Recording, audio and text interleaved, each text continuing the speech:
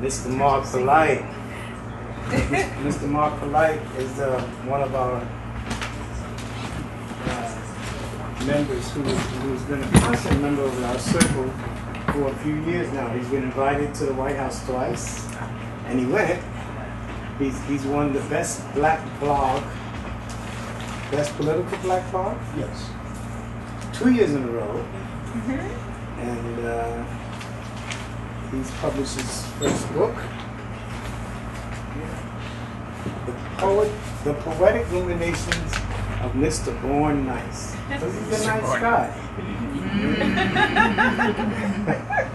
I'll let him take over. Yes. Alright, y'all. Evening. Yeah. You know, thanks again for that wonderful introduction, Steve. You know, I like to do poetry. I do a little bit of everything, you know. I'm pretty much, you know, I write, I do poetry, you know, I try to, you know, keep abreast of what's going on in the community, you know, stuff like that. So, you know, and I just have things, you know, recollections that I like to share with people, things that I've been through. Most of my stuff is inspired by real life experiences, and you know, you kind of hear some of the themes. The first piece I want to read for you is it's about inner struggle, and it's called My Silly Soliloquy, and it reads like this. I'm fighting my inner self, but recently I've been losing, so I am seeking help. Who is emerging from this frame of the person I thought I knew so well? I mean, everybody knows who they are, right? But to my shock, I'm still learning who I am through others showing me. Sometimes I want to do the right thing, and other days, I'm ready to throw a trash can. Yeah, it's like that, man. Man, that's where my mind is at. I behave, but deep down I really don't know how to act. Yep, it's true. If I did what I thought, my rep would be through.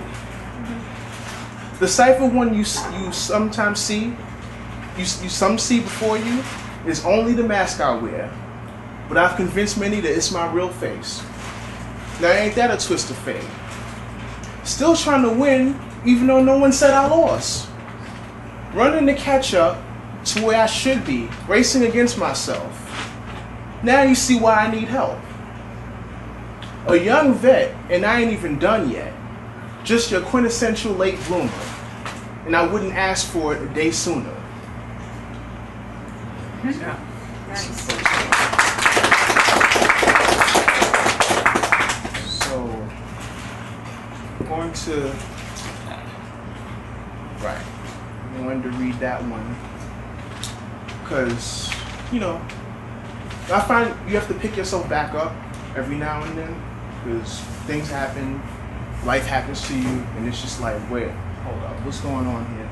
I thought I had a handle on this. I really thought I had this, but, you know, then life will come along. Wow, no you don't. You ain't got this. Get back down. So basically, I have my piece that I write, that I like to recite at times when I do get down, and it happens to all of us. We go through the peaks and the valleys and everything, and like things happen, and you don't get certain things in your life, and this doesn't happen. But it's always a reminder, right, that you gotta keep steady.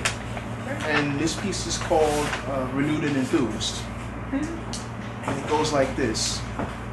A burst of enthusiasm hits, renewing your spirit, breathing life into new ideas, making you rethink your old notions.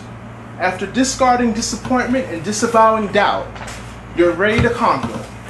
I wish someone would try and stop this plan, you think to yourself as your mind expands. It's time now to take those steps, make those efforts. Go around if you can't go through, but don't be scared to go in if you have to.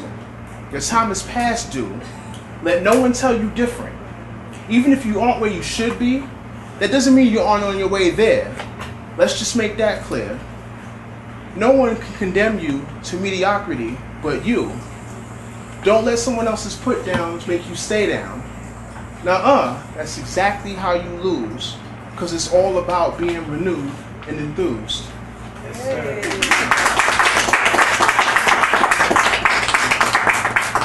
One more? Sure. Okay. Right. Okay, this other piece, right? It's more of a, how can I put this? When you find yourself in a situation where you're just like, people are doubting you, and they see that they accept things at face value, and they look at you like, there's not much to him, right? Probably grew up in the worst neighborhood. I mean, probably, didn't have the best background, probably struggled, everything, and they assume that, okay, that's all you've used to, but not realizing the things that I've come through, actually motivate me to do better. So this piece is called Why Are You So Surprised? And it goes like this. So you think you know who I am already, and we haven't even spoken. But when we talked, your eyes were opened. I guess to you I look like I'm about nothing. Well, you guessed wrong. And it says more about you than you want to admit. I hate to say, but your reaction gave you away. Contempt is a hard thing to hide. It happens so much, but I just let it slide. But I must ask, why? Why are you so surprised? You expected me not to know, but why though? You really should check your notions for a moment. Not saying doesn't equal not knowing. Don't ever mistake silence for stupidity. It makes you look narrow and small. It's really not a good look at all. You expected the worst, and I brought my best. And broke right out of the little box you put me in. It was getting stuffy in there, and I needed some air. Up out the pigeonhole, and out of the mold of others' low opinions taking hold. A savage in disguise you would surmise, but in the end, you were still a bit too surprised.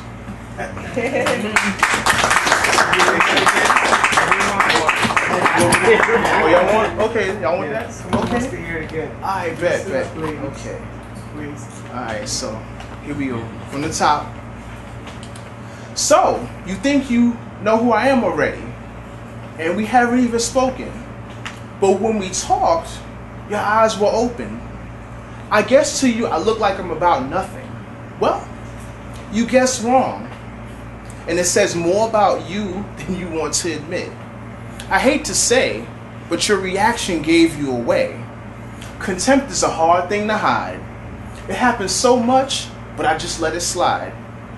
I must ask though, why are you so surprised? You expected me not to know, but why though? You really should check your notions for a moment. Not saying doesn't equal not knowing. Don't ever mistake silence for stupidity. It makes you look narrow and small. It's really not a good look at all. You expected the worst, but I brought my best. And broke right out of the little box you put me in. It was getting stuffy in there, and I needed some air. Up out the pigeonhole, and out of the mold of others' low opinions taking hold. A savage in disguise you would surmise, but in the end, you were still a bit too surprised. Thank you. How you been? You gonna come back up? You gonna do some more? Oh, I wanted to tell you. Great news, y'all. I'm actually going to be going to Baltimore in October. There's going to be an event called the African American Book Festival. It's Columbus Day weekend, October 11th. I'm going to be out there promoting my poetry. I got accepted and everything. Right. You know, they like it. I gave them like a sample of my work, and they accepted it. And I was like, okay, so I can come down there. It's going to be at the library, the Pratt Library. I don't know if people, anybody here is from Baltimore. No, right? Okay, so I'll be, It's a good town. It's a nice town. yeah, so I'll be promoting myself down there and, you know, seeing who's into the poetry stuff and all that. So You sound excited about it. yeah, it's like, you know, it's like a little tour, you know. Like I told you, I've been to DC, you know, I've been to Silver Springs this year, you know.